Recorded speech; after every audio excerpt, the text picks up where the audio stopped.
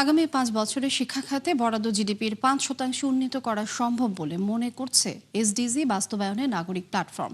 সংস্থাটির গবেষণা বলছে প্রতি অর্থ বছরে 0.7% হারে বাড়ানো গেলে এই লক্ষ্য অর্জিত হবে।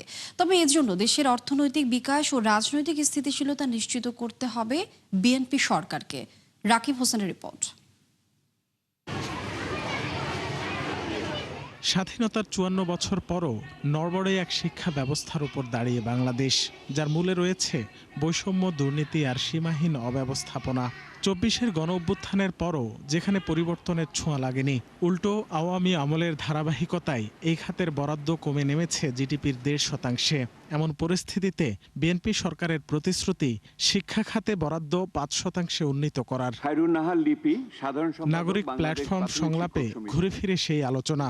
গবেষণা বলছে প্রতি অর্থ বছরে 0.7% হারে বরাদ্দ বৃদ্ধি করা গেলে ২০৩১ সালের মধ্যে প্রতিশ্রুতি রক্ষা করতে পারবে বর্তমান সরকার। অর্থাৎ শিক্ষা খাতে জিডিপির 5% বরাদ্দ নিশ্চিত করা সম্ভব। তবে এজন্য অর্থনৈতিক বিকাশ এবং রাজনৈতিক স্থিতিশীলতাকে বড় করে দেখা হচ্ছে। আমার কিন্তু একটা ভালো আমার শিক্ষা ব্যবস্থা লাগবে, এইটাই হলো আর্জেন্সিটা। আমাকে দক্ষতা এবং উৎপাদনশীলতা নির্ভর প্রতিযোগিতায় সক্ষমতায় যেতে হবে, আদারওয়াইজ বাংলাদেশ টিকে থাকতে পারবে না অর্থনৈতিকভাবে। এবং মানসম্পন্ন শিক্ষা নিশ্চিত করার ক্ষেত্রে আমাদের আগামী দিনের দেশের অর্থনৈতিক বিকাশ এবং রাজনৈতিক স্থিতিশীলতা দুটি ওতপ্রোতভাবে জড়িত থাকবে বলে আমরা দেখেছি। বক্তারা বলেন, শুধু বরাদ্দ বাড়ালেই সমাধান মিলবে না, দরকার উপযুক্ত ও টেকসই শিক্ষানীতি। এ সময় দুর্নীতি ও বৈষম্য দূর করতে সরকারের পরিকল্পনা তুলে ধরেন প্রাথমিক ও গণশিক্ষা প্রতিমন্ত্রী। যেই জায়গাগুলোতে সবচেয়ে বেশি আপনার করাপশন বা বাণিজ্য হয়ে থাকে সেই জায়গাগুলো আমরা বন্ধ করার ব্যবস্থা করছি।